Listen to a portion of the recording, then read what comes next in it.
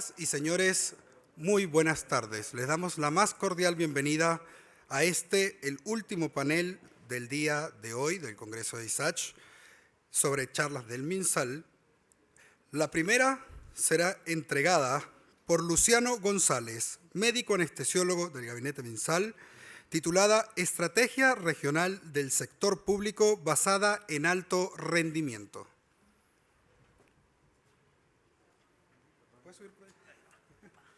Hacia adelante, hacia atrás, este es el puntero. Vale, puntero. Aló, aló, ¿se escucha o no? Aló. Aló, aló.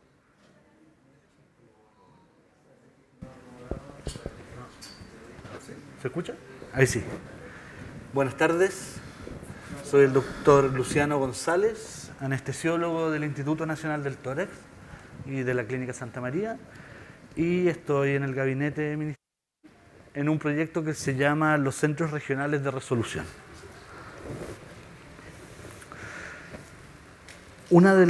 El grupo de productividad quirúrgica o lista espera se dividió en varias estrategias, y una de ellas era la resolución de la cirugía mayor ambulatoria. Haciendo un análisis en ese entonces, cuando habían 320.000 personas en lista espera quirúrgica, nos dimos cuenta que el 44% nacional de la lista de espera se podía ser resuelta por una modalidad de cirugía mayor ambulatoria. ¿No? Casi la mitad de los pacientes que esperan pueden ser resueltos ambulatoriamente. Y de esa mitad, el 80% se concentra en solo 24 prestaciones quirúrgicas. Lo importante de estas prestaciones es que tienen que tener una alta tasa de ambulatorización, tiempos quirúrgicos acotados, bajo riesgo de reintervención, paquetizable, bajo riesgo de sangrado y algunos límites de edad. Entonces, esto fue identificado como una gran posibilidad de desarrollo. ¿Qué hicimos? Había que caracterizar la lista de espera. Teníamos una sospecha que la lista de espera en primera región, en Arica, no era la misma que en Coquimbo, que en Atacama o que en Magallanes, ¿ya? Y fuimos a hacer eso, ¿ya? Y nos dimos cuenta que había distinta cantidad de personas esperando según la población, una prevalencia especial en cada región, y que cada región tenía una distribución distinta de tiempos de espera. Lo ponderamos y hicimos un ranking, ¿ya? Para ver cuáles son las regiones donde rápidamente se tenía que actuar. Posteriormente nos fuimos región por región y viendo qué especialidad, cómo se distribuía cada especialidad quirúrgica en la lista de espera. ¿Ya? En Arica, ¿ya?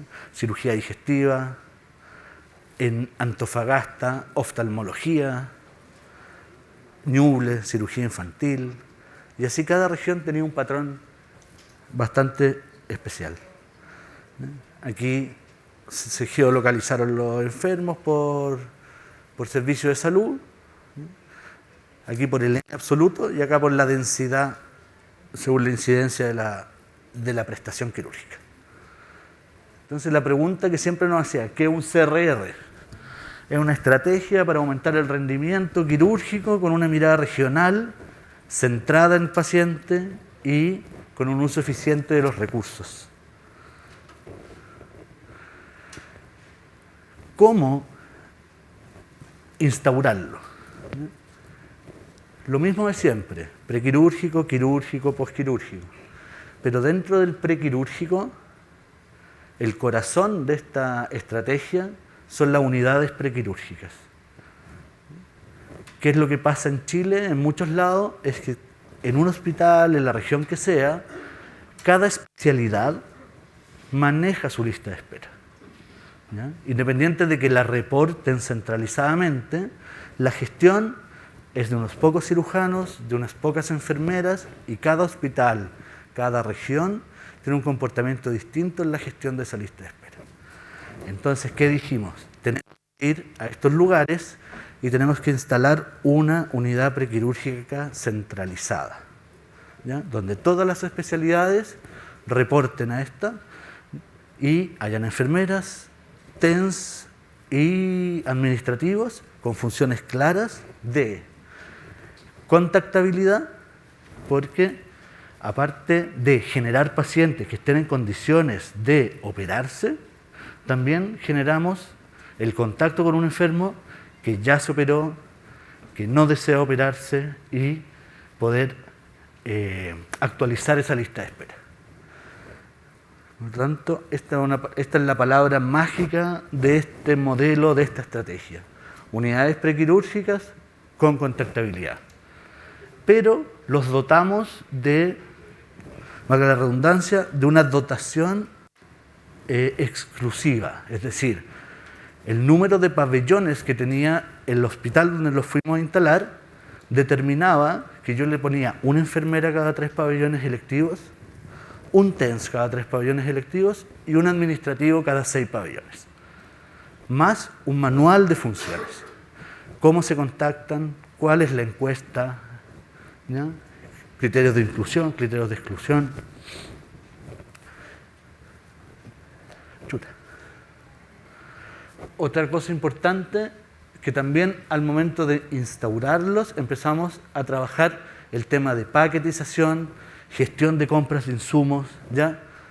Ayudábamos a los lugares, ¿ya?, a definir estos críticos, mínimos, ¿ya?, y entregándole una carpeta con la paquetización más o menos estándar. Ellos lo podían modificar, pero se les entregaba una ayuda, es decir, una colecistectomía consta de esto, una anestesia general con gases consta de esto, ¿ya? Y cada hospital podía ir haciendo sus modificaciones, pero entregábamos esa herramienta para que pudiesen avanzar en eso. También llegábamos con una gestión de instrumental y equipos, ya estandarizada para la producción. Es decir, llegábamos al lugar, funcionábamos por comisiones. Una de esas comisiones era de equipamiento médico, definíamos una cantidad de pabellones en ese hospital que iba a funcionar bajo esto, definíamos una producción y con esa producción se calculaba una brecha. Porque cuando llegábamos era, no hay TENS. Pero cuando llegaban los TENS, ahí era, me faltan cajas. Entonces al final, que un pabellón no esté en trabajo es por recursos humanos, pero también por equipamiento médico. Entonces funcionábamos así, en comisiones. Equipamiento, recursos humanos y una comisión con el Departamento de Presupuesto y de Presupuesto del Ministerio, ¿ya? Para que todo esto en una misma reunión, rápidamente, en una visita de un día, ¿ya? Es decir, faltan 3 cajas de laparoscopía y al lado estaba la comisión de inversiones, ¿ya?, diciendo qué constaba esa caja, y al lado pasaba inmediatamente a la comisión de presupuesto, es decir, esto lo vamos a comprar, este hospital tiene tal presupuesto, se va a comprar de tal manera, ¿ya? Entonces en un día se hacía el cierre de detectar la brecha, ¿ya?, costearla y ver por qué mecanismo iba a ser adquirida.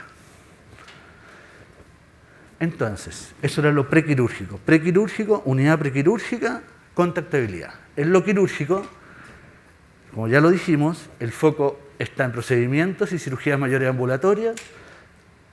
Las cosas positivas, ¿ya?, las virtudes, es que casi la mitad de los pacientes se pueden hacer así, que en 24 prestaciones tenemos el 70% de la lista, el 80% de la lista de espera. ¿Qué es lo fundamental de lo quirúrgico? Es la optimización de los tiempos operacionales.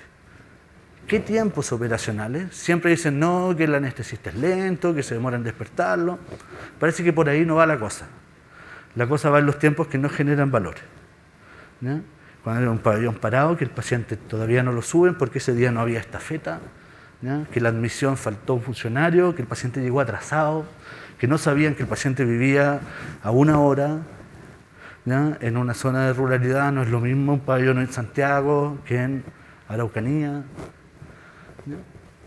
Entonces, y también cómo se ve esto con la instauración de un control centralizado por nosotros, pero también local de ellos, de ir marcando todos estos hitos del perioperatorio desde que el paciente llega. En el postquirúrgico, algunas cosas, esto se ve bastante localizado, cuando hay mayor ruralidad hay hospitales que tienen una casa de acogida, para que el paciente no llegue atrasado, lo hospitaliza la noche anterior en esta casa de acogida que está al lado, ¿ya? Lo mismo para el postoperatorio, en los hospitales que son más urbanos, eso no hay problema. El seguimiento postoperatorio de pacientes protocolizados al día 1, al día 7 y al día 30.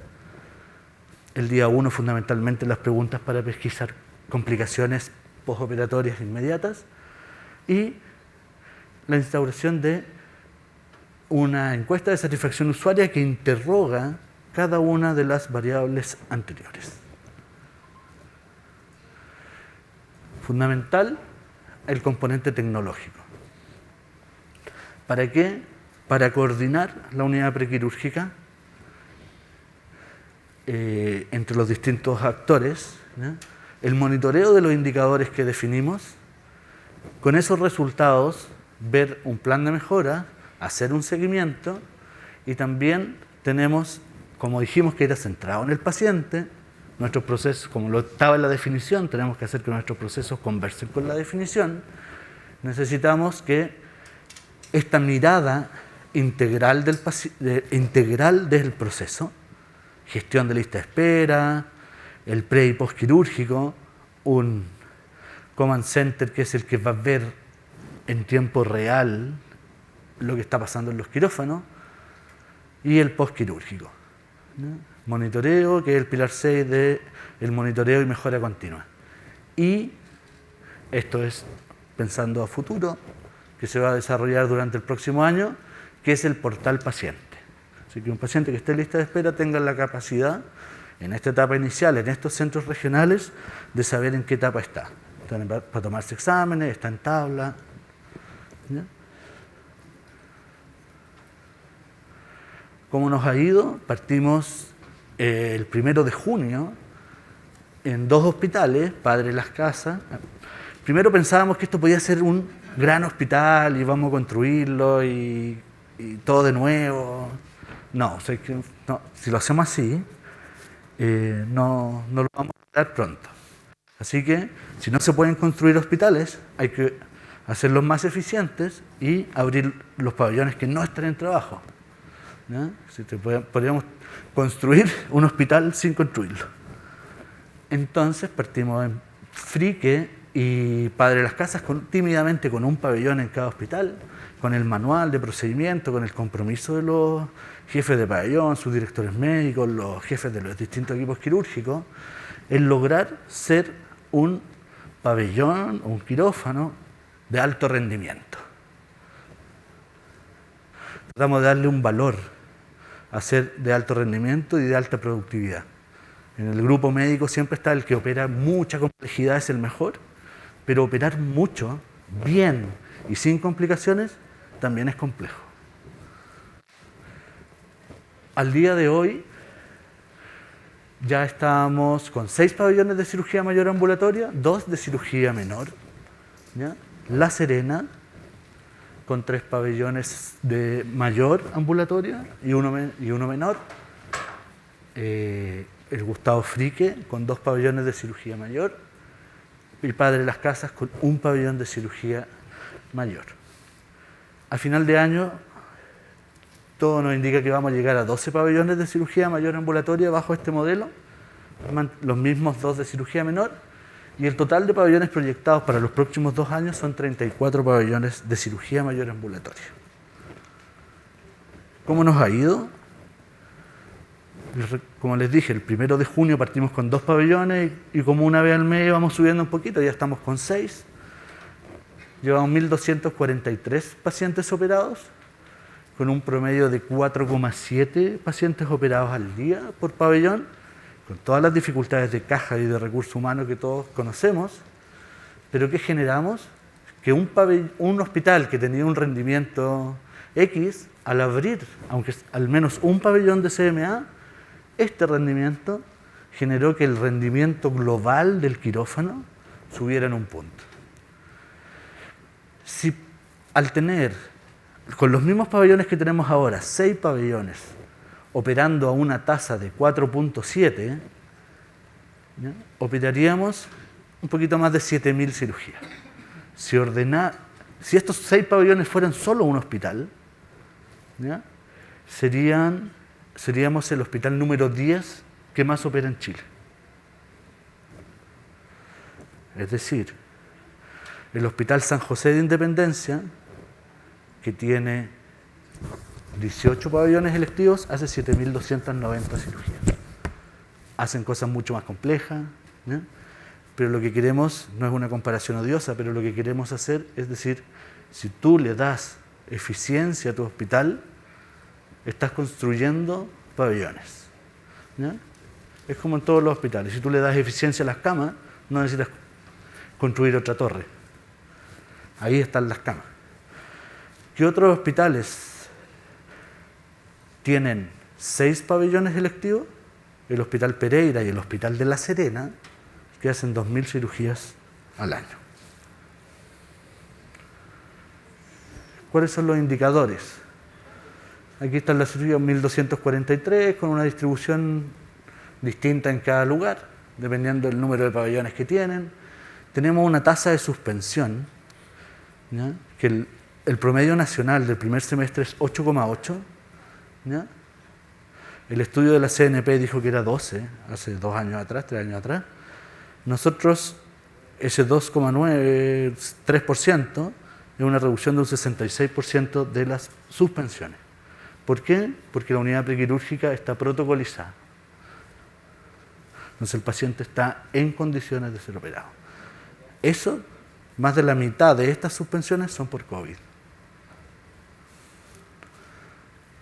La ocupación, 81% en promedio. La ocupación global nacional, 68%, la que observó la CNP. Es decir, nosotros tenemos casi un 20% más de ocupación. El rendimiento, promedio nacional 2,9, 4,7, un 61% más. Acá hay algo, o sea, no, lo único no positivo. Al observar el puro número, tenemos una subprogramación mayor que el promedio nacional. Pero lo vemos como una oportunidad. O sea, nosotros tenemos los 4,7 con subprogramación, definiendo subprogramación como los minutos que pasan desde el último paciente hasta que termina el horario funcionario. Y el atraso de primera hora también es importante, ¿no? Tenemos un promedio de 24 minutos, es decir, en estos 3 lugares, con estos 6 pabellones, el paciente está en el pabellón, acostado en la mesa quirúrgica, a las 8:24. Promedio nacional, MinSal sin datos, y la CNP observó 40 minutos. Entonces, tenemos un 40% menos de atraso de inicio de la primera hora. Recambio pabellón, no hay muchos datos a nivel nacional, pero nuestros recambios son en promedio 27 minutos entre que sale un enfermo y entra el otro. Este número podría ser mucho menos. Les voy a mostrar por qué en la siguiente lámina está sucio con una cosa que pasa. En la siguiente. ¿Qué hicimos? Nuestra invitación a estos lugares es decir, persigamos el alto rendimiento. El alto rendimiento, la cirugía corta, la cirugía rápida, pero sin complicaciones, sin reintervenciones, sin rehospitalizaciones. Hacerlo bien no lo puede hacer cualquier equipo médico, ni cualquier equipo de enfermería, ni de TENS, ¿ya? Es una especialidad y son capacidades que hay que desarrollar. ¿Cómo lo hacemos? ¿O cómo los invitamos a hacerlo? A que nosotros los medíamos semana a semana con todos los indicadores que antes les mencioné. La definición, cómo se calcula el indicador, 0 puntos, 1 punto y 2 puntos, de un total de 16 puntos. El que lograba 13 puntos, que es decir, el 80% de 16, ¿no?, era catalogado como un pabellón de alto rendimiento. Y así lo íbamos mostrando, semana a semana, en las reuniones que tenemos todos los lunes con estos hospitales, íbamos mostrando, mira, vos partiste en 6, miren, padre de las casas tú. Llegó a ser, al cabo de 2 meses, lentito, de a poquito, puntito a puntito, logró los 13 puntos. Ese día, ¿ya?, podía ser. Hospital Gustavo Fricke, partió súper, y ahí se ha mantenido casi. Y CDT de La Serena también ha tenido importante aumento. Entonces uno le muestra el resultado y uno les dice, ¿por qué? ¿Qué te faltó para los 13? Y íbamos viendo indicador por indicador. Pero esto es lo importante. Es el monitoreo continuo, día a día, de lo que está pasando. ¿Ya? Y no solo una tabla llena de números, sino que se generó esta carta Gantt donde cada barra es un paciente.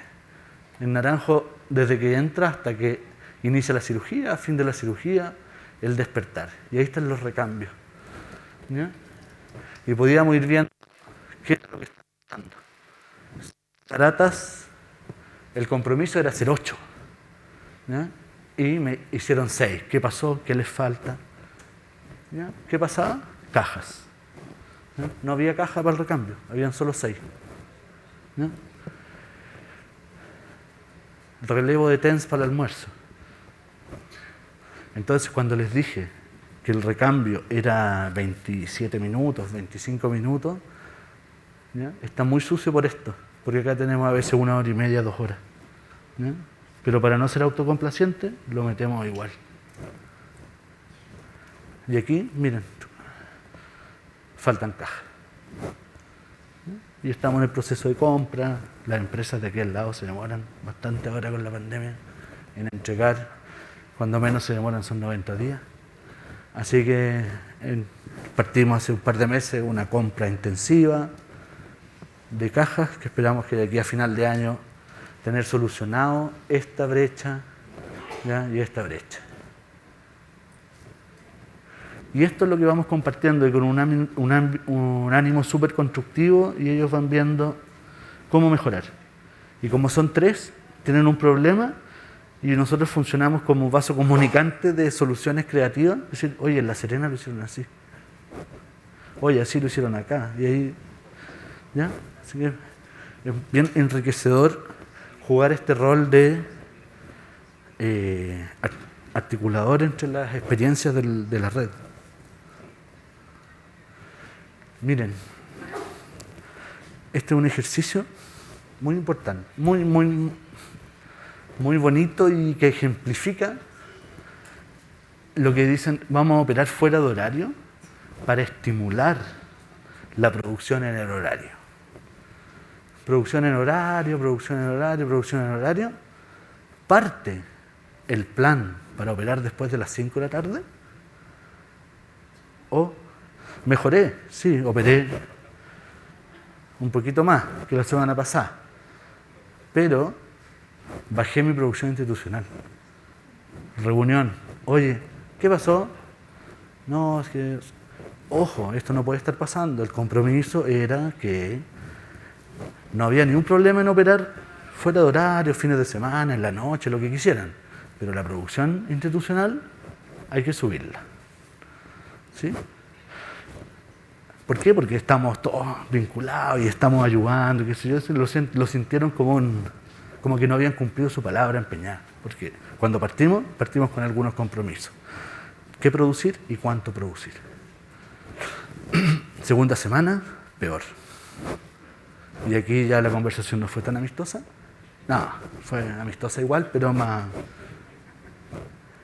Y sorpresa. Sí. El funcionar fuera de horario puede hacer operar más el total, pero puede estimular la producción institucional. Y el mensaje aquí es, necesito a alguien que esté calculando y haciendo este gráfico, ¿no?, para que muestre cuando esta cosa se empieza a desbalancear.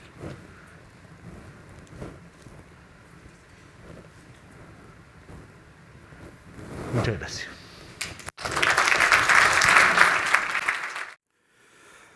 Agradecemos al doctor Luciano González por la presentación. Y ahora queremos invitar al escenario a Antonio Vergara. Él es de la División de Atención Primaria y nos va a hablar sobre telesalud y teletriaje. Gracias, muy amable. Oye, ya, ¿cómo funciona esta cuestión? A ver, ahí está. Y, ok. Me voy a poner por acá, porque tengo que ver la pantalla, pues se me ve el lente, entonces estoy medio jodido con eso. Bueno, buenas tardes a todas y a todos. Este es un proyecto colectivo que nace desde la lógica de un desarrollo e innovación local, con organismos internacionales, la academia, la Escuela de Salud Pública de la Universidad de Chile, la plataforma 360 y un servicio de salud que es el Servicio de Salud Metro Sur, ¿ya?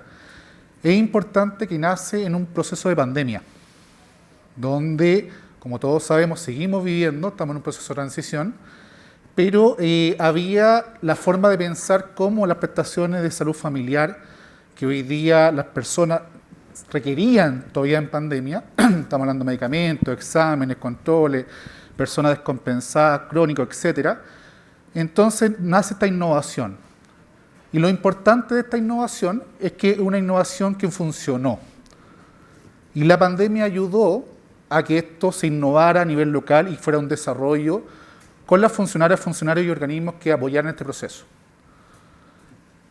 El gobierno del presidente Boric lo pone en su agenda de gobierno y lo asume como propio. Y lo asume de una innovación local que funcionó a una política nacional. Por eso hablamos de teletriage a telesalud. Entonces, ¿qué es lo que es telesalud? Es un diseño tecnológico, es una plataforma, ¿ya? Que es una gestión remota de la demanda priorizada. No es agenda fácil, no es hora fácil. En cierta medida es un modelo de gestión que busca la oportunidad, el acceso y oportunidad a las prestaciones de salud familiar. No es el primero que llega a la fila, porque hoy día los CEFAM en el territorio, si una persona va y no consigue la hora, no sabemos por qué va, por qué iba, hay una data oculta, ¿ya? Sabíamos más o menos las personas que atendemos, pero no las personas que se iban. Entonces teníamos en cierta medida una ceguera de datos, por lo cual no podíamos gestionar eficientemente los equipos de salud. Entonces es un modelo de gestión muy importante, un modelo de gestión que se va apoyando territorialmente, porque todos sabemos que la gestión a nivel nacional es diferente en la ruralidad, en Putre, en Arica, en Punta Arenas, en Magallanes o en Chiloé. Entonces es un modelo de gestión que observamos, trabajamos y lo vamos adaptando a nivel territorial. Y es, como decía, es un desarrollo inicial pionero de esta iniciativa que está impulsada por OPSMS, Plataforma 360, la Facultad de Administración, la Facultad de Salud Pública de la Universidad de Chile, desde una lógica de una mejora continua y una lógica de trabajo colaborativo con los diferentes organismos. ¿Cuál es el objetivo que nosotros nos hemos planteado como División de Atención Primaria de la Subsecretaría Asistencial y, por supuesto, como Gobierno? Es implementar el modelo de gestión remota de la demanda, establecimiento de atención primaria de salud a través de la plataforma Telesalud. Es muy importante que este es un desarrollo que nace en Chile como teletriage, que hoy día existe todavía en Metro Sur, que estamos haciendo un trabajo para ya migrarlo a la plataforma que se concentra hoy día en Hospital Digital. Me acompaña Ana, que es parte del equipo, que es la jefa de proyecto. Pero es una plataforma, no es solamente tecnológico, tiene que ver con un proceso de gestión del cambio. Y tiene una lógica que está la gobernanza y gobernabilidad del proceso, está la división de atención primaria. Entonces, ¿cuál es la hoja de ruta que ha tenido esto? Para mostrarle, porque obviamente que hay un trabajo que no nace hoy en abril de este año, donde asumimos como ministerio este proyecto hacia una política pública nacional, nace en pandemia, ¿ya? Nace, me fui para... ahí está el cursor. ¿Sí? Ahí sí. Entonces nace en septiembre del 2020, donde le decía que está nuestro organismo, donde empezamos desarrollo y creación en el CEFAM Arturo Baeza Goñi y doctor Miguel Ángel Solar, y se empieza a diseñar con nuestro equipo. ¿Cómo podemos que la gente acceda a las prestaciones sin que asista al CEFAM? Puede sonar algo simple, a lo mejor en la privatez ya sucede, pero estamos hablando de personas que no tenían la accesibilidad de decir, estas son las canastas de prestaciones y no pueden ir al CEFAM. ¿Cómo hacemos algo? Y se ponen a pensar, a diseñar, a co-crear. Después de eso tenemos un piloto de consolidación que se capacitan los primeros triachistas en 8 CEFAM con una expansión. Posteriormente hay una finalización del pilotaje con más de 18.000 solicitudes ingresadas. O sea, 18.000 personas accedieron a la plataforma para la canasta de prestaciones de salud familiar. Y va a sonar mucho las prestaciones de salud familiar, pero no solamente médicos, sino son diferentes prestaciones, medicamentos, exámenes, etc. ¿Ya? Finaliza el traspaso de esta iniciativa al Servicio de Salud Metropolitano Sur, con más de 210.000 solicitudes ingresadas desde el lanzamiento del sistema. 210.000 personas, no, 210.000 solicitudes porque puede ser más de una persona con una solicitud. Posteriormente, en marzo del 2022, el gobierno elaboró un convenio de colaboración con OPS-OMS, donde se cede este desarrollo tecnológico al gobierno de Chile. Y posteriormente tenemos la capacitación y apertura del nodo Telesalud CEFAM, en el CEFAM Norte. Quisimos partir las regiones, donde ya tenemos hoy día un avance que les voy a mostrar más adelante. Y bueno, un curso de implementación es importante porque, como todo esto es una innovación y una co-creación con OPS-OMS, se ha ido aprendiendo, y hoy día nosotros tenemos 8 servicios de salud que llamamos pioneros, porque el pilotaje ya se hizo y resultó. ¿Ya? Esto no está en proceso de pilotaje, es un proceso que va consecutivamente creciendo. Y hoy día tenemos 8 servicios que este año deberíamos llegar con Telesalud a 24 CEFAM a fin de año, más la incorporación del traspaso de 36 establecimientos del Metro Sur de Teletriage a Telesalud. Y ha crecido exponencialmente, y hace poco se les presentamos a la Asociación Chilena de Municipalidades y todos decían, entonces nosotros les decíamos, ya vamos a avanzar de a poco, porque es un proceso también que tiene que ver, insisto, no con procesos tecnológicos, sino con procesos de gestión del cambio y administración de voluntades. Acá podemos observar el crecimiento exponencial de la requerimiento que ha tenido hasta marzo del 2022, que habían llegado a 31.435 solicitudes mensuales en Teletriage. ¿Ya? Posteriormente, bueno, ahí podemos ver cómo se hizo el lanzamiento del nodo Chile Telesalud. Hablamos de nodo Chile porque tenemos el nodo Metro Sur, pero se asume a nivel centralizado a través de Hospital Digital, que en cierta medida aloja esta plataforma con la gobernanza de la División de Atención Primaria de la Subsecretaría de Redes Asistenciales. Y ahí tenemos un hito que pudimos hacer, que se hizo en el CEFAM Norte de Los Ángeles. Y hay una pequeña nota que se hizo en la prensa. Bueno, ¿por qué hacemos esto? Se ha mencionado bastante, pero la CNP analizó la eficiencia de este desarrollo, estimó que 1 de cada 3 solicitudes podrían resolverse de manera con la potencialidad de aumentar el volumen de atención de cerca de un 20%. Tenía razón, estamos en promedio de 19%, se está acercando, o sea, aproximadamente de cada 10 solicitudes, 12 se resuelven telefónicamente, significa que son 2 solicitudes que no llegan al box. Entonces, una eficiencia de los recursos. ¿Ya? Y también tiene que ver con cosas que podemos educar también a la población, porque la gente va a mover la plataforma, puede acceder a la canasta de prestaciones, pero nos damos cuenta que de repente pedían la hora con el médico, pero no tienen sus exámenes. Entonces, previamente, como hay un equipo de triagista que lo vamos a observar, se hace una clasificación y una priorización, y le dice, ok, pero primero venga a buscar la orden para los exámenes, para poder, cuando llegue la hora del médico, tenga sus exámenes, y hacemos una eficiencia o resolver actualización de receta, etc. ¿Cuál es la gobernanza del proceso? Hoy día nosotros tenemos varios actores. La gestión del proceso está de MinSal, que es la gobernanza y coordinación, que se coordina con los servicios de salud y con los niveles locales de salud, las corporaciones o los servicios de salud local de salud. Tenemos salud digital de MinSal, que disponibiliza y mejora el traspaso de las competencias, y los servicios digitales. Hoy día tenemos nosotros en los establecimientos, en los servicios de salud, encargados de gestión remota de la demanda, pero también tenemos duplas que ayudan a la implementación de estos procesos que no solamente son, insisto, tecnológicos, ya que va a sonar repetitivo, pero es muy importante decirlo, que los procesos lo hacen pasar personas. ¿Ya? La tecnología sin personas no pasan. ¿Ya? Y OPS, que este año nos está haciendo un acompañamiento técnico a instalación del modelo, donde nos están ayudando a todo el traspaso y aprendizaje que han llevado a través de este convenio de cooperación que hicimos con ellos, y también los cursos de implementación con los servicios de salud y todo el saber hacer que han desarrollado durante estos 2 años. Bueno, ¿cómo funciona? Funciona, el usuario ingresa una solicitud de formulario de atención a telesalud.gov.cl. Posteriormente hay una plataforma de gestión remota de la demanda, donde la persona ingresa, hay un equipo de telesalud que gestiona la solicitud, llega la solicitud, tenemos un médico, una enfermera y un administrativo, y se hace un triage. Entonces, por eso hablamos de acceso y oportunidad, porque no es el primero que llega a la fila, el primero que se le atiende. Es la prioridad de atención y una jerarquización hacia la persona. Tenemos promedio de atención de resolución de entrega de hora de aproximadamente 3 días y fracción para entregarle la hora, ¿ya? Entonces hay una percepción de satisfacción usuaria muy grande, porque la gente además tiene transparencia de saber qué sucede con su solicitud. Este equipo de triagista clasifica, etcétera, y deriva a las prestaciones que se requieren. Si falta información, llama a la persona, si puede resolverlo telefónicamente, lo resuelve. Y si necesita, por ejemplo, pensemos que hay alguien que no corresponde inscribirse en el CEFAM correspondiente, o no está inscrito en el CEFAM. Entonces la persona, uno lo llama y dice, ¿sabe qué? Usted no está inscrito, quiere la prestación, venga a inscribirse.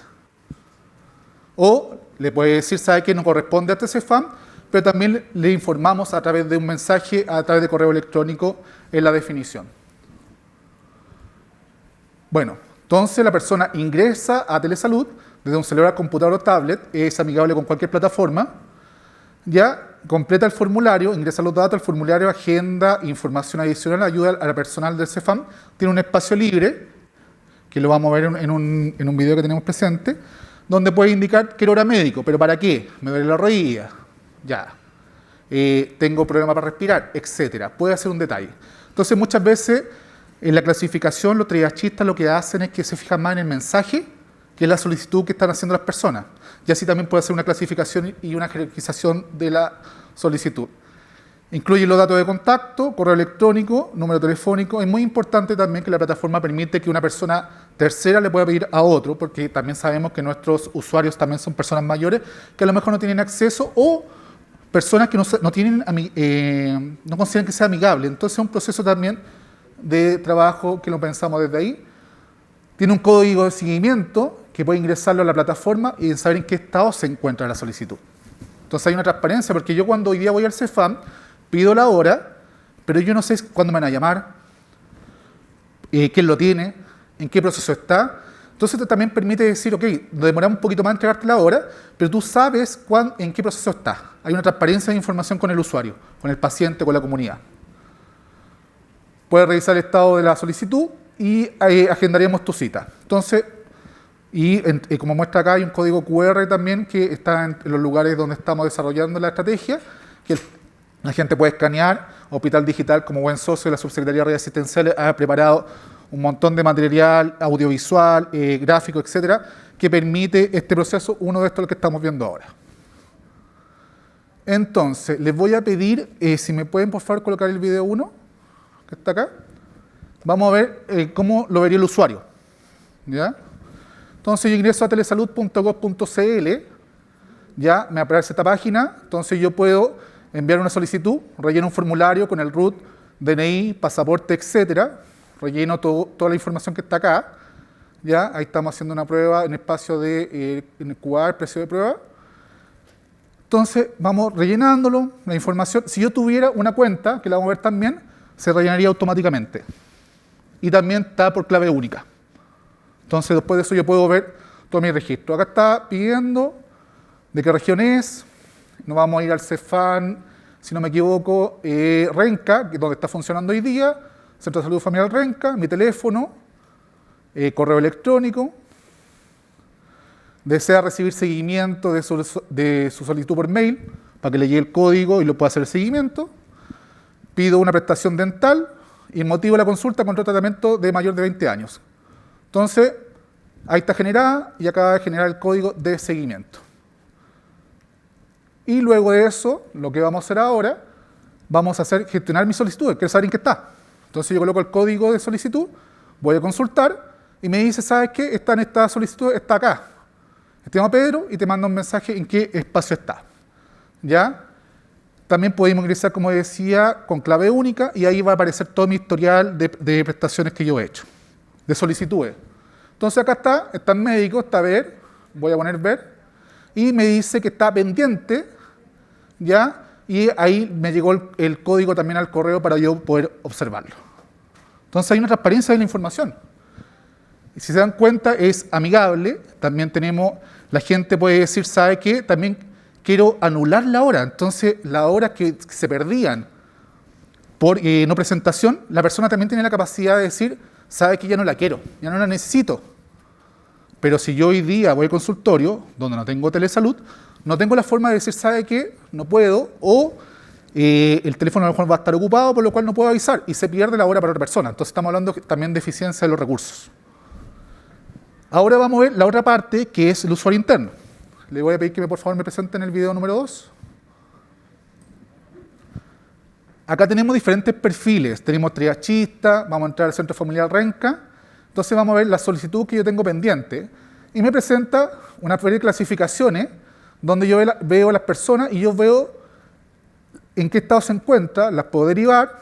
Acá vamos a hacer una acción de decir derivar, contactar, editar, cerrar. Entonces ahí estamos, vamos a contactar. Sí, prueba, bueno, ahí está, deseo mostrar la nota al paciente, le puedo explicar al paciente, si yo lo llamé telefónicamente y no me contesta, lo puedo dejar registrado, le va a llegar un mensaje donde dice que lo tratamos de contactar, pero no pudimos.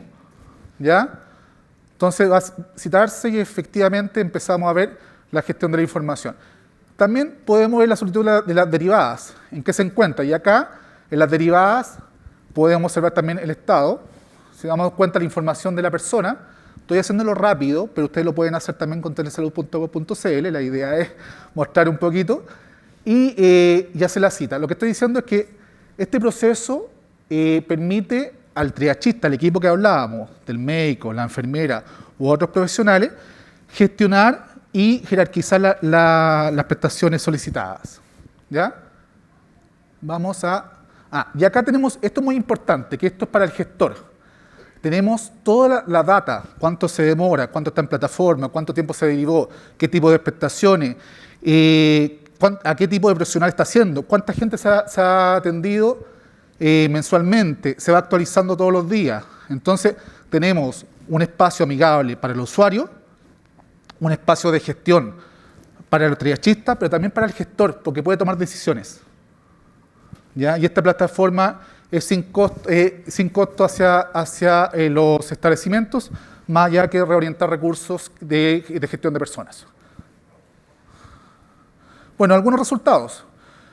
Hoy día, como les decía, tenemos un funcionamiento en telesalud, porque en teletriage, que se está traspasando, estamos llegando a 36 establecimientos en el Metro Sur, pero hoy día nuestros CEFAM pioneros en telesalud tenemos esto es hace, si no me equivoco, un mes, que están en marcha blanca como pioneros porque lo están haciendo en la sala de espera mientras tanto, y después vamos a darnos cuenta que este establecimiento que llevan 2 meses, la cantidad de requerimientos que han tenido. Entonces el CEFAM Dr. Hernán Ursúa Merino tiene 386 solicitudes, CEFAM Renca 1.062 solicitudes en un mes sin hacer difusión. Solamente difusión interna en la sala, en los mismos SOME, etc. Pero acá tenemos la otra realidad. CEFAM Norte Los Ángeles lleva en un mes y medio aproximadamente 3.374 solicitudes. CEFAM Nuevo Horizonte, que partió un mes posterior, lleva un mes 2.984 solicitudes. Es importante que la población del CEFAM Nuevo Horizonte es población adulto joven, por lo cual ha crecido más exponencialmente que el CEFAM Norte, que la población es población más mayor. Pero ha tenido muy buena acogida y los equipos locales se van acomodando. Por ejemplo, nos pasaba que en el CEFAM Norte tenían problemas de horas médicas, se reforzaba con enfermeras. Se va adaptando a la realidad local. ¿Ya? Y luego tenemos el crecimiento que hemos tenido hasta hoy día. En agosto llegamos con los 4 CEFAM, estamos haciendo un N total de 5.194 solicitudes, de las cuales podemos ver que por acá está, a ver, resuelto, acá está, resuelto de contacto telefónico. De las 5.000 infracciones, 18,3% se ha resuelto telefónicamente. No requería atención de movilidad en box. ¿Ya? Y podemos ver cómo ha sido el tipo de consulta. Control crónico, 20%, atención medicina general. Se dan cuenta, son las prestaciones de la canasta de salud familiar. ¿Ya? Resultados de exámenes, 7,4%, control de tratamiento mayor de 20 años, 7,7%, y etcétera. Psicólogos, método anticonceptivo, etcétera. Acá tenemos otros resultados, solicitud recibida por prestador, otros prestadores, 13,5%, dental 17,5%, matrona 15,2%, médico un 53,5%, permanencia en plataforma significa el tiempo que ha estado en la plataforma hasta que se le otorga una hora o se resuelve, entre 7 y 30 días un 16%, que son las más complejas, pero menor a 7 días un 83%. O sea, las personas que antes tenía que ir una vez a la semana a ver si podía conseguir una hora, hoy día en 7 días máximo tienen su hora disponible, incluso hasta 48 horas, 24 horas, dependiendo de la jerarquización. Entonces, también tiene que ver con dignidad el acceso a las personas a la salud, porque ya no tienen que hacer la fila en cierta medida. Esto no viene a reemplazar la gestión de la demanda, la viene a complementar. Pero tenemos el ejemplo del caso de Renca, donde tienen 3 estrategias, que es FON 800, tienen gestión de la demanda en web, y hace poco implementaron telesalud, y ellos mismos se han dado cuenta que las otras 2 estrategias que le llevan mucho más tiempo en la comuna han empezado a ser reemplazadas por telesalud porque es más eficiente. ¿Ya? Porque tiene transparencia en la información, porque hay una data que no tenían, permite mayor resolución y eficiencia de los recursos, y también permite en cierta medida conocer y mejorar los procesos y focalizar los recursos. Bueno, y otro dato, acá está lo que mencionaba recién, se me fue para allá. De 3 a 4 días a 14 horas de plataforma, el promedio de permanencia de la plataforma. ¿Cuál es el desafío que tenemos nosotros? Llegar a los 604 CFAM.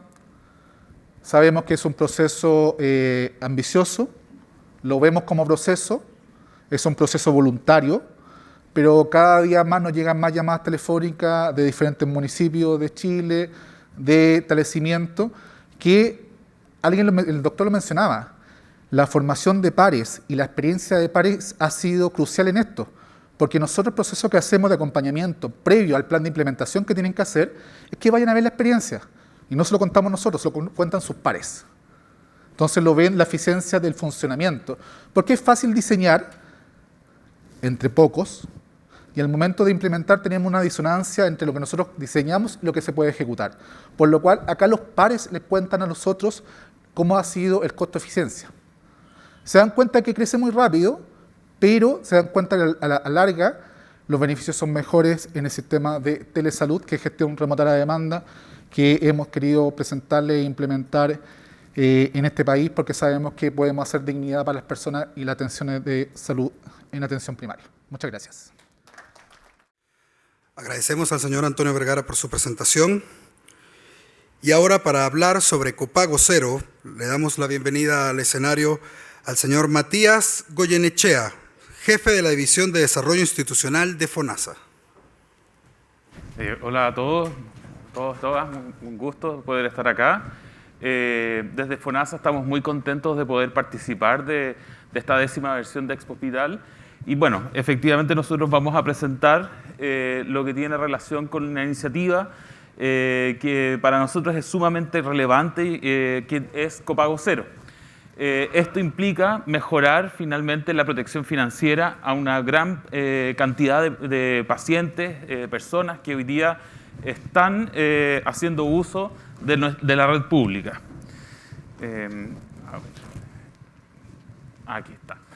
Entonces, bueno, algunos de los elementos que nos parecen como claves, que tienen que ver con la importancia de esta iniciativa en el sentido de materializar finalmente el derecho a la salud o de entregar mejor protección financiera y cobertura a todos los pacientes. Básicamente tiene que ver con que se busca generar un impacto respecto del gasto de bolsillo. Esto quiere decir el pago directo por parte de las personas cuando sea requerido al momento de utilización de los servicios en el punto de acceso. Y en este sentido, al generarse un requerimiento de pago, es una barrera de acceso para finalmente al acceso a los servicios de salud. Aunque sean mínimos, estos al solamente ser suficientemente elevados pueden generar un impacto relevante en el nivel de bienestar de la familia. En ese contexto es sumamente relevante que para aquellos hogares que de alguna manera necesitan movilizar recursos económicos y hacer estos copagos, tengan que incurrir en gastos que puedan afectar de manera negativa el nivel de bienestar y afectar el consumo de otros servicios y bienes que pudiesen hacer uso con esos recursos. Sobre todo hoy día en un contexto en que hay un alza en el costo de la vida, donde tenemos un fenómeno importante de inflación, y en este sentido esta medida busca justamente impactar para poder liberar recursos para poder ser utilizados en otras áreas. Bueno, además, nunca está de más señalar de que el gasto bolsillo efectivamente puede llegar a ser hasta un gasto catastrófico, considerando que una buena parte de los recursos puedan ser utilizados del presupuesto familiar para poder ser usados en un pago de una atención de salud, y esto incluso puede llevar a una parte de la población a quedar bajo la línea de la pobreza. En ese contexto es que nos parece muy relevante esta medida y se ajusta con un diseño de avanzar hacia un modelo donde podamos garantizar realmente el derecho a la salud.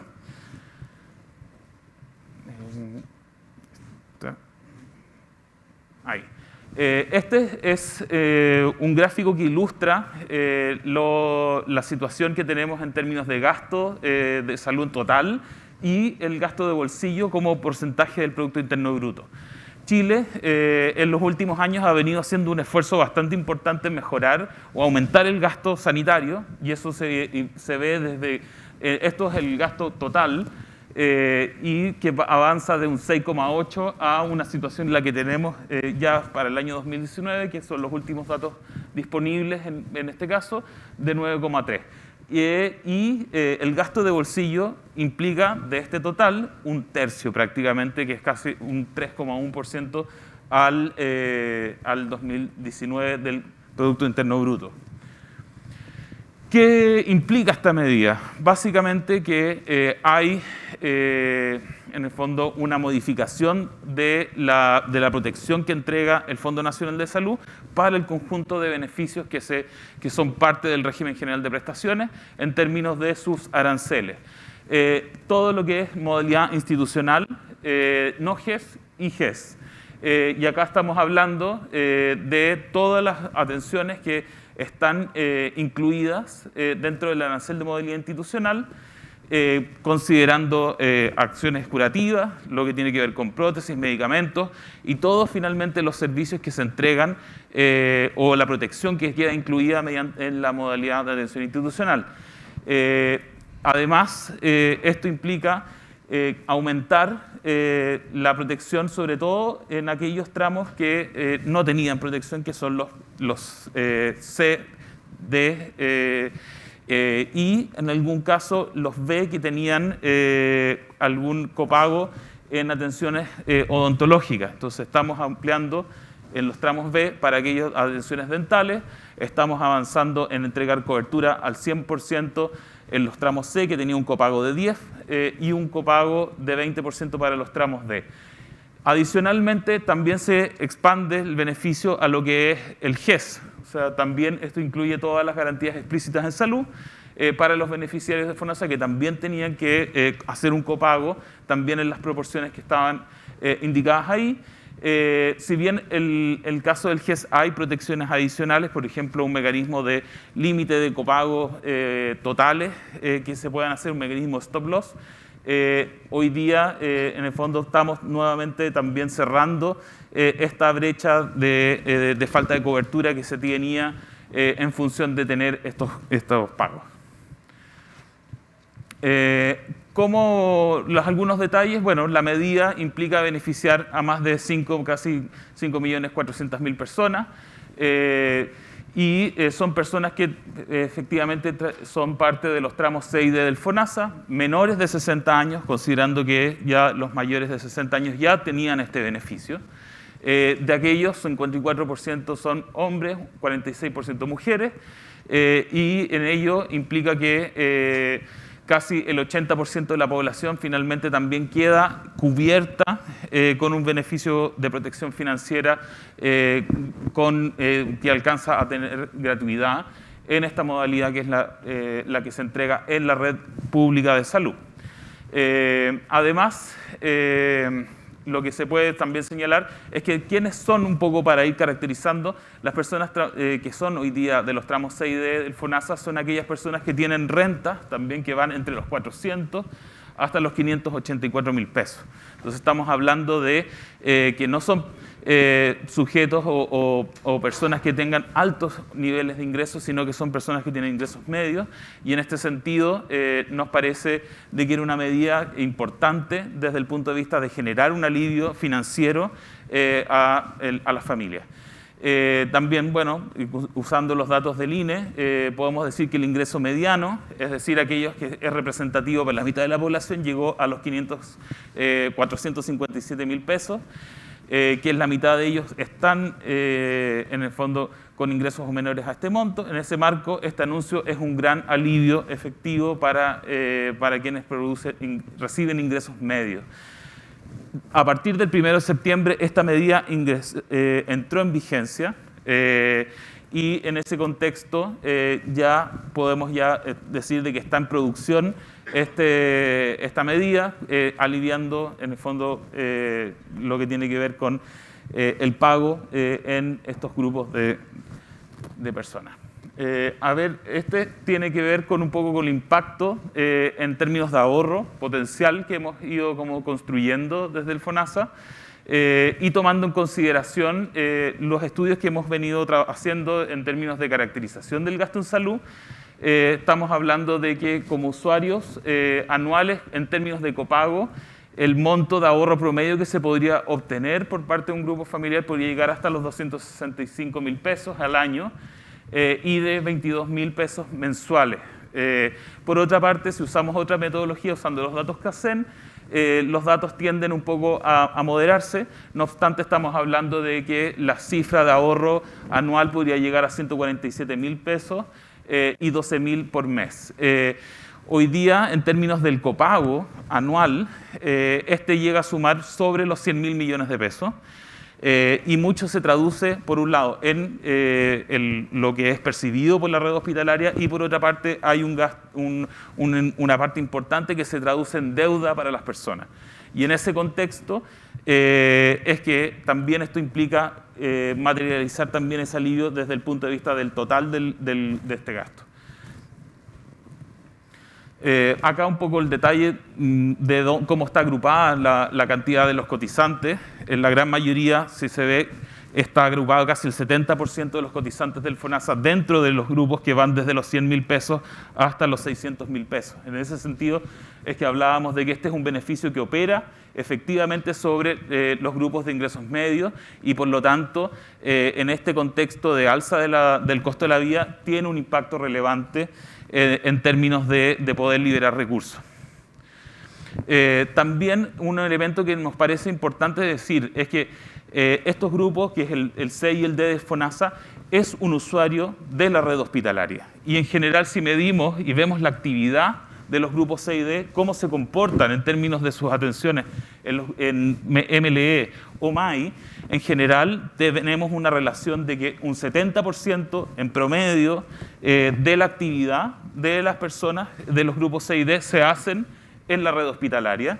Esto es, y si uno excluye en el fondo a los mayores de 60 años que ya tenían el beneficio, vemos también que esta relación se sigue manteniendo, donde la gran cantidad de las acciones ya se estaba realizando en hospitales públicos, al menos 77 millones de atenciones versus 34 millones de atenciones que se hacen por modalidad libre elección. Entonces estamos hablando de que efectivamente estamos liberando de pago casi 77 millones de acciones que está hoy día entregando actualmente la red de salud. Desde el punto de vista normativo, efectivamente el DFL1 nos permite entregar coberturas por sobre los límites legales que estaban establecidos en estos cuerpos legales, en el fondo, tanto en la protección en términos de la MAI, como también en lo que tiene que ver con entregar protecciones financieras sobre las garantías explícitas de salud, los GES.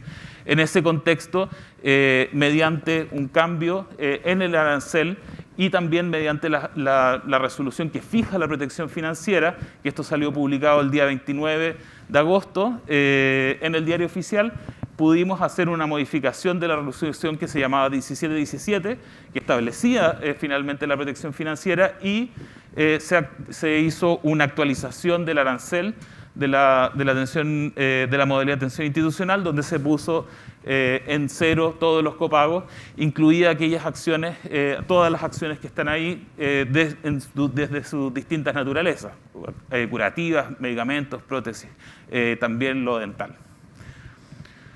En términos de los procesos que han implicado en la tarea de construir el copago cero, bueno, efectivamente ya les decía, se actualizan las resoluciones que fija la protección financiera, se modificó el arancel, se avanzó en actualizar nuestros productos institucionales que son cargados en toda la red hospitalaria, en todos los sistemas de cobranza, y por otro lado, esto ha implicado también un esfuerzo importante de coordinarnos con toda la red para informar la medida, entregar y resolver las dudas, recibir preguntas, resolver las dudas que ha implicado al conjunto también de los prestadores, como también de las personas, y así también hacer un equipo de acompañamiento en conjunto con la Subsecretaría de Redes Asistenciales para poder llevar a cabo e implementar esta medida.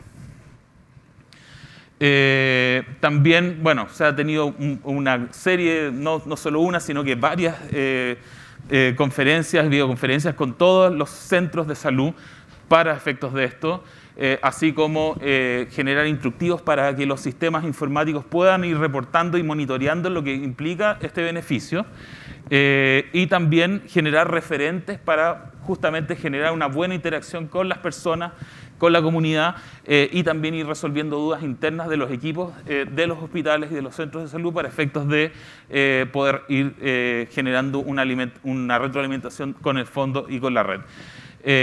Esto también implica un plan de acompañamiento para poder ver cómo también las personas que realizaban las funciones de cobranza poder ir relocalizándolas en otras tareas, liberando en el fondo o readecuando un poco el trabajo de aquellas personas y efectivamente concentrándonos, por ejemplo, en hacer cobros de otros tipos de servicios que a veces tienen bajos niveles de cobrabilidad, SOAP u otros tipos de seguros que también los red tiene que hacer cobro, pero que no es directamente a la persona. En términos de impacto financiero, que era algo que también nos interesaba porque generó varias dudas al respecto, ya les hablaba que el copago anualmente implica 100.000 millones de pesos. No obstante, uno se transforma en deuda de las personas y otra parte es percibido como ingreso por parte de la red. En ese contexto es que nosotros hemos ido levantando o mirando los históricos de cómo tanto lo que tiene que ver con GES como lo no GES es capaz de percibir la red, y en general oscila sobre el 20%, y en ese contexto, para poder poner en producción esto y no afectar operacionalmente también a los centros de salud, es que también se buscó identificar y cuantificar esto para poder suplementar los ingresos que potencialmente iban a dejar de ser percibidos. Y de manera de eventualmente no afectar la operación, por cierto. Es así que básicamente esto se ha estado materializando. Ahora yo les dejo con un video de un caso de Camila que muestra un poco el impacto que esto tiene en términos más concretos de una persona, de un paciente, que sí va a poder ver materializado este beneficio.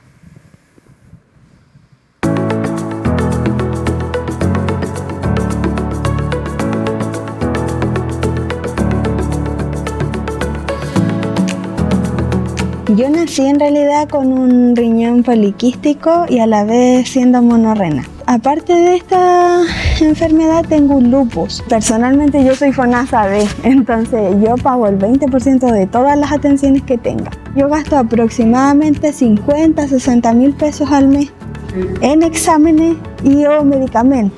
Va a ser una tranquilidad de saber que ese dinero a lo mejor ya no lo voy a tener que gastar en algo que yo necesito para vivir. Entonces a la larga eso me va a brindar mayor calidad de vida. A mí me alegra mucho que va a beneficiarnos a muchas personas.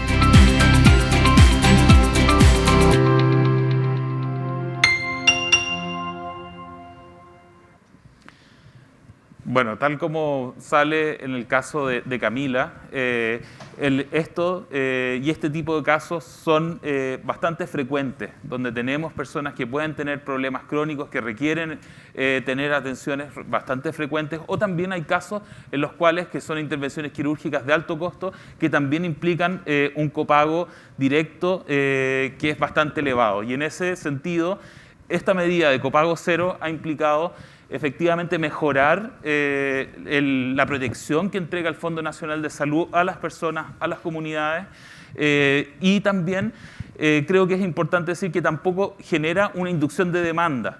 Esto, dado el modelo que tiene, o el modelo de salud que tenemos en nuestro país, que implica una referencia desde la atención primaria, esto tampoco genera que haya una mayor inducción, sino que lo que hace o lo que termina operando es liberar y en el fondo aliviar a aquellas personas que hacen utilización de nuestra red. Eso, muchísimas gracias.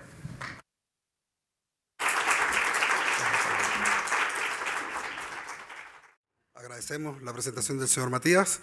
Y para culminar, invitamos al escenario para hablarnos sobre la APS Universal a Vanessa Díaz, asesora de gabinete de la Subsecretaría de Redes Asistenciales. Vanessa, adelante.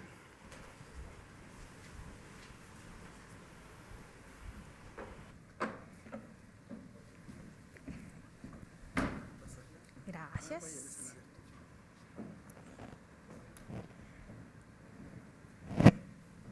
¿Qué tal? Un gusto, me parece que se escucha bien, ¿o no? Sí, súper. Para mí es un privilegio poder presentarles parte de lo que hemos trabajado de esta reforma a la atención primaria de salud. Es tremendamente relevante que ustedes puedan conocer cuál es el enfoque y cuál es el camino hacia dónde queremos llegar para poder fortalecer y finalmente dar una mejor calidad de vida a las personas. Así que, bueno, tal como me presentaba, mi nombre es Vanessa. Además de estar en el gabinete de la subsecretaría, soy parte de la comisión ejecutiva del ministerio para materializar la universalización de la atención primaria. Entonces, para iniciar, probablemente esto ustedes lo conocen bien, pero tiene que ver con los beneficios de tener una salud universal. Hay algunos que son como bien intuitivos, ¿cierto? Por ejemplo, el prevenir y controlar enfermedades. Pero hay otros que son consecuencias de brindar una buena salud que llevan al desarrollo del país, como por ejemplo, bueno, literal, favorece el desarrollo, pero además asegura protección financiera, favorece sociedades incluyentes, por acá está, promueve el empleo, ¿cierto? Entonces lo que es un sistema universal de salud tiene múltiples beneficios que no solamente los vamos a ver materializados en lo que es el sector salud, por llamarlo de alguna forma. Entonces, la pregunta es, ¿por qué iniciar un sistema de salud universal por el primer nivel de atención, o más bien dicho, por la estrategia de atención primaria? Y eso tiene que ver con la relevancia que tiene la APS para la salud de las personas.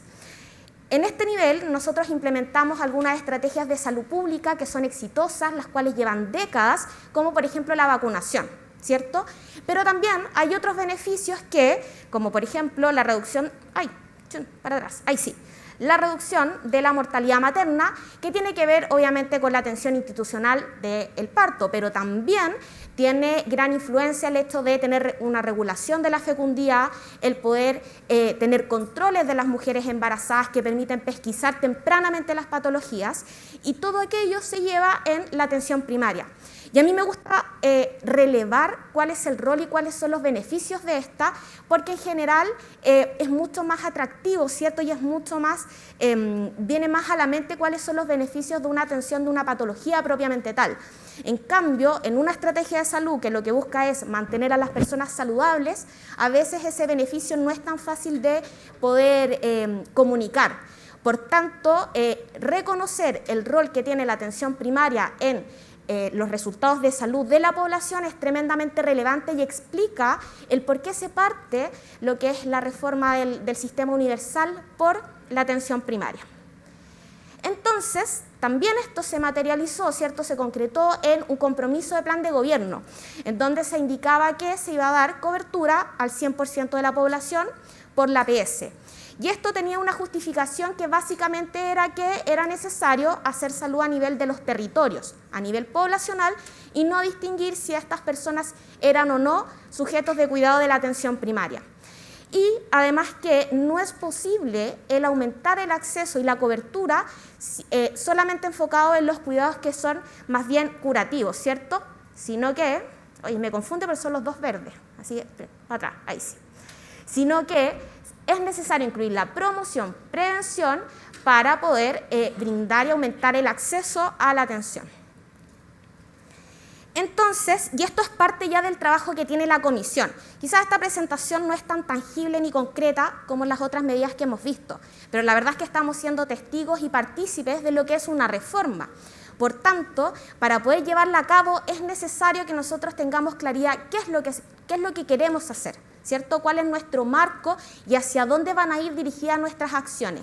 Y es por eso que esta comisión del Ministerio lo primero que hace es acordar qué es lo que vamos a atender por atención primaria y qué es lo que vamos a entender por universalización de esta. Entonces allí surgen tres conceptos claves. El primero tiene que ver con una atención primaria visualizada como una estrategia, que en general es llevada a cabo por el primer nivel de atención, que son los CESFAM, las postas rurales, los SECOF, que nos hablaba un poco Antonio de ellos, ¿cierto? Pero en este caso nosotros estamos visualizándolo como una estrategia.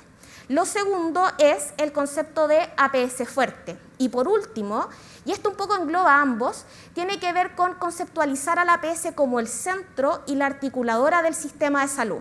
Y esto es un cambio radical respecto a la forma que hacemos las cosas, porque en general nosotros declaramos que la atención primaria es la base, ¿cierto? Y también declaramos que es necesario potenciarla, pero cuando uno visualiza cuáles son las acciones que se han llevado a cabo para hacerlo, la verdad es que en general no son tan fuertes, ¿cierto? Como la atención primaria pareciera ser una maquinita que va como sola.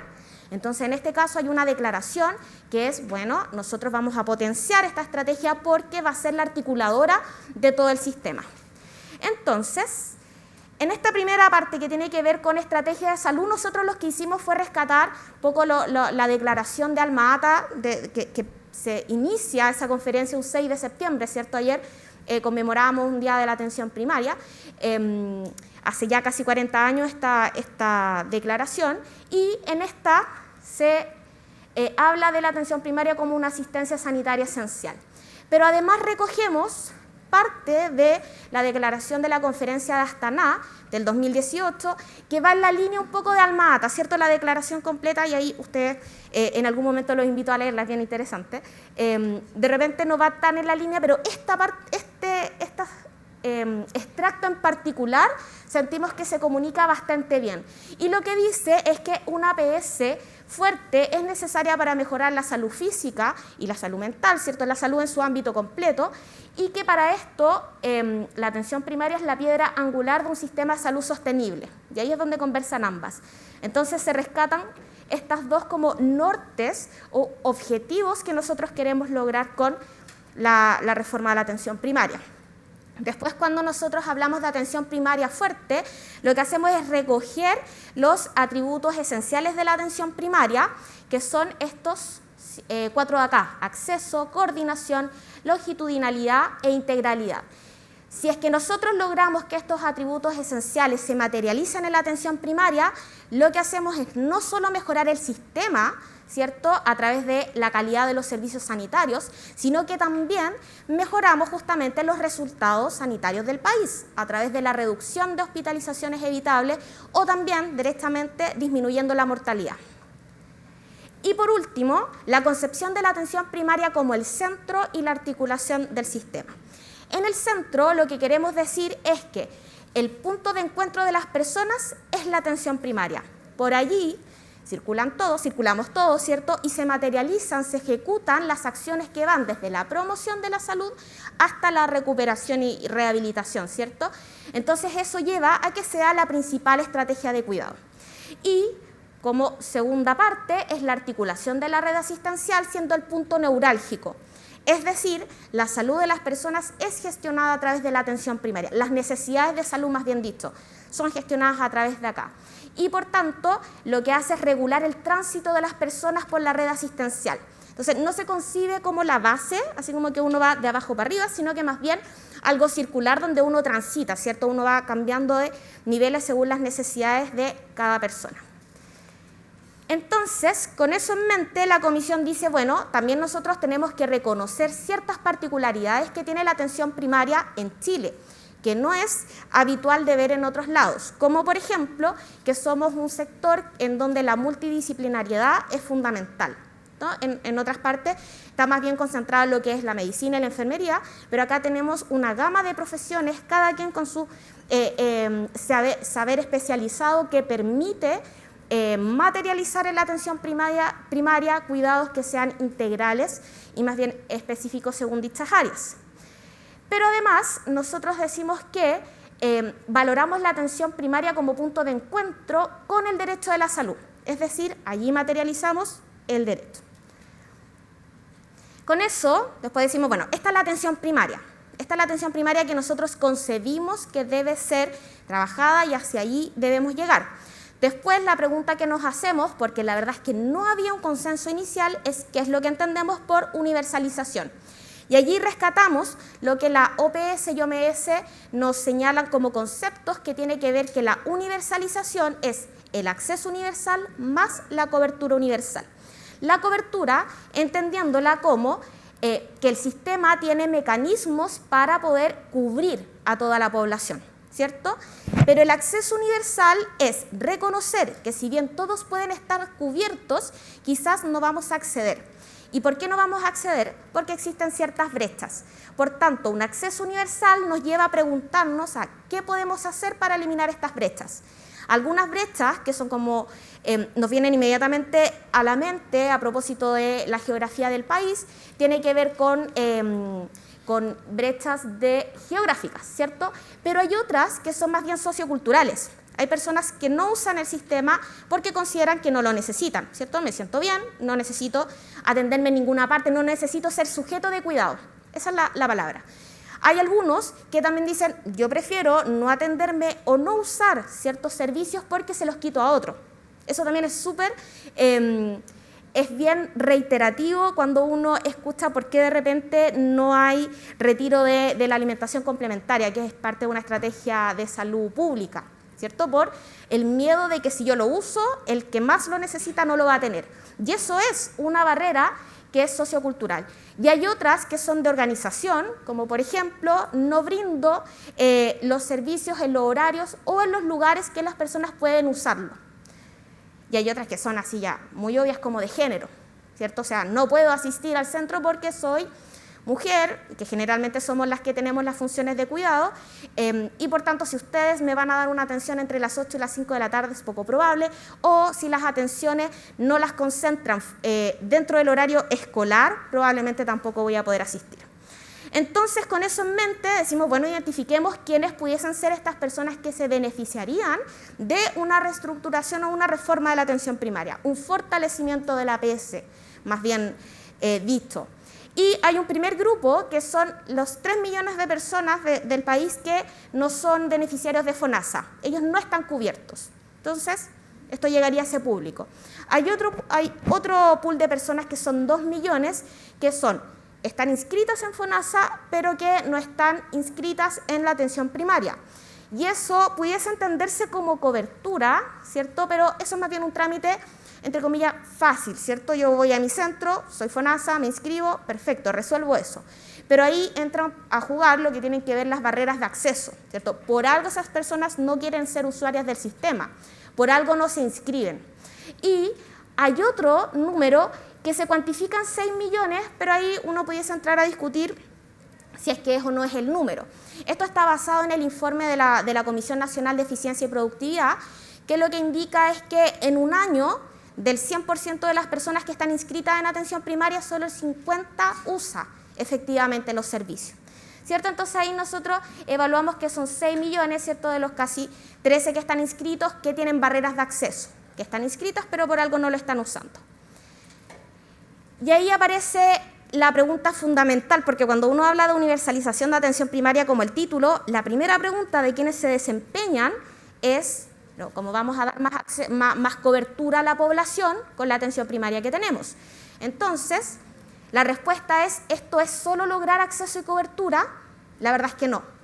Cuando uno visualiza la forma o la concepción de atención primaria que tiene la comisión, aquello traducido en líneas y acciones estratégicas a trabajar, uno da cuenta de que no es solamente aumentar el acceso, no es solamente eliminar las brechas, sino que más bien es fortalecer la atención primaria. ¿A qué atención primaria queremos que las personas accedan en un 100%?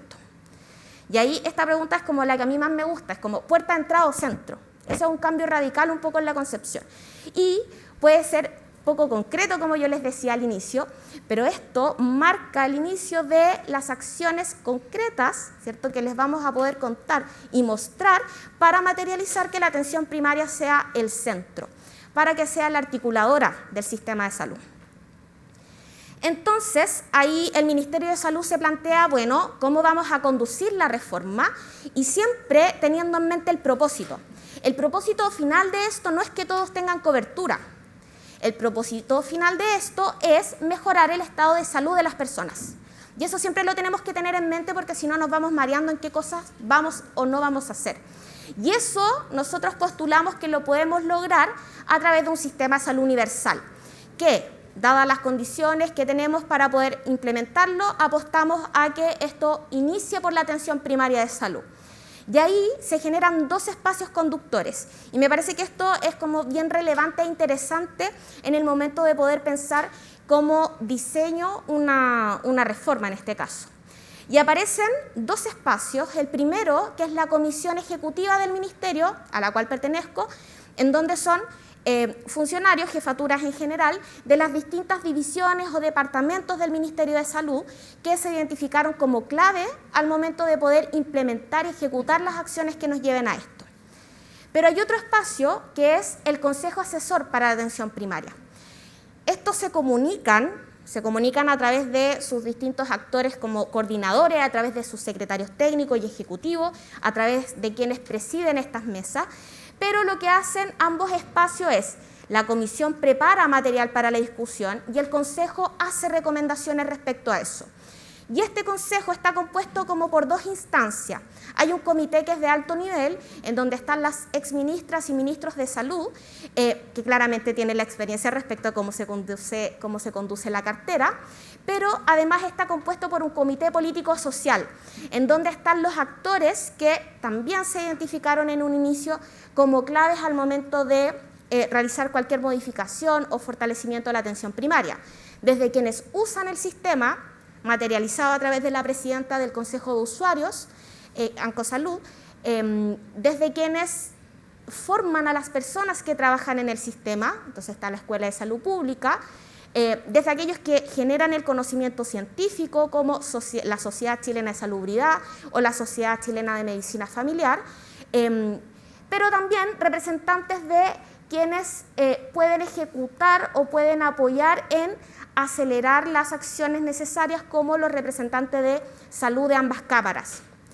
También quienes administran el sistema, que son, en general, en la mayoría de los centros de salud familiar son municipalizados, por tanto, hay representantes de alcaldes.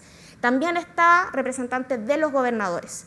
Está configurado el espacio de forma que todas las personas que están involucradas o todos los actores involucrados que representan a quienes usan o dan movimiento a la atención primaria puedan tener algún grado de opinión. Y ese grado de opinión se materializa en discutir lo que la comisión prepara, es decir, esta concepción de la atención primaria se presenta al Consejo. Y el Consejo, con toda la legitimidad que tiene ese espacio, puede decir, la concepción de articulador a nosotros no nos parece, ¿cierto? Y eso será nuevamente discutido. Pero también a través de poder priorizar ciertas acciones. No es solamente consultivo ni para presentación, sino que tienen voz en esta reforma.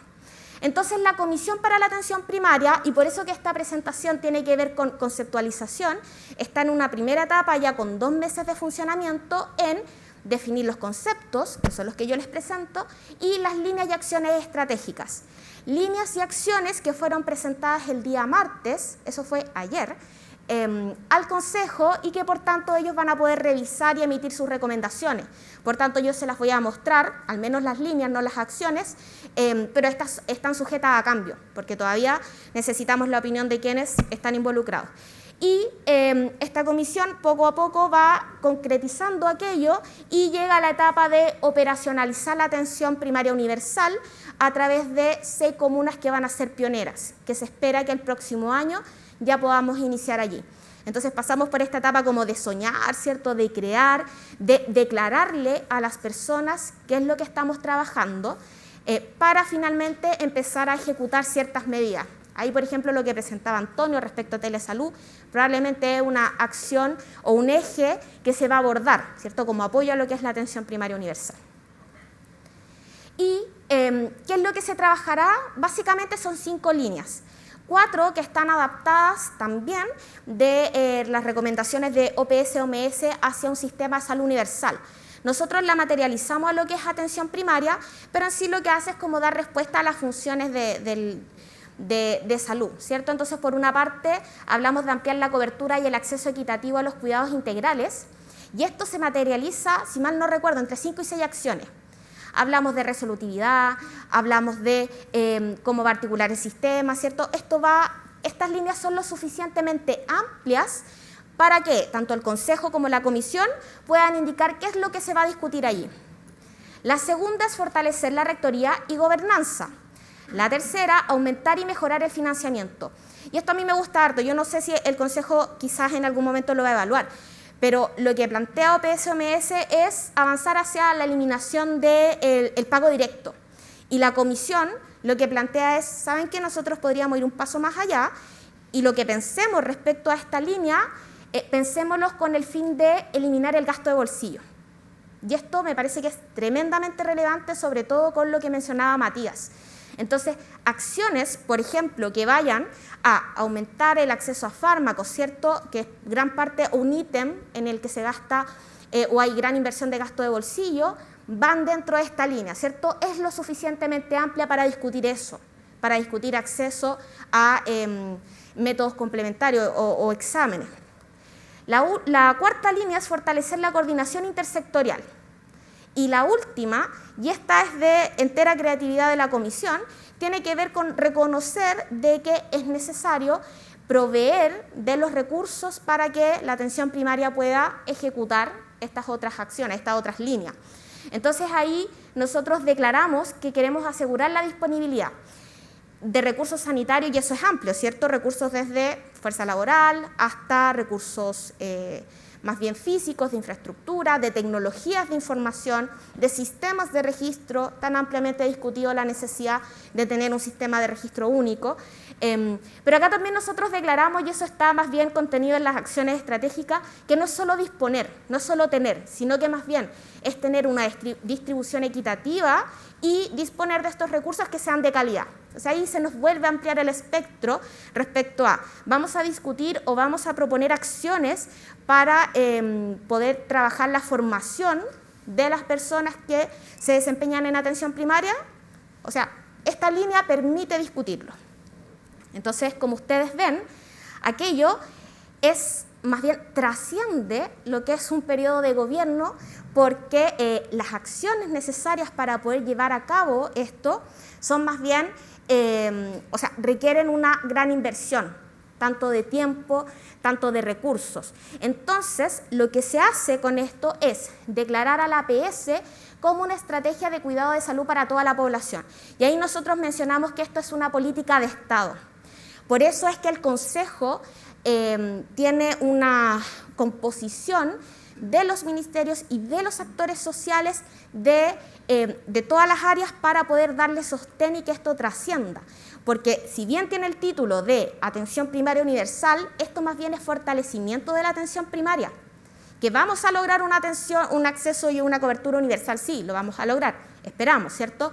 Pero es más bien, ¿qué tipo de atención primaria queremos a la que accedan? Esa es la pregunta, y eso es lo que estamos trabajando. Así que finalmente, y esto ya con esto concluyo la presentación, lo que queremos llegar, o el objetivo yo ya les dije cuál era, el propósito, mejorar la salud de las personas. Pero en términos de gestión, ¿cierto?, de objetivo más concreto, lo que queremos es que la atención primaria sea el eje articulador de la red asistencial. Así que con eso ya concluyo la presentación. Muchas gracias.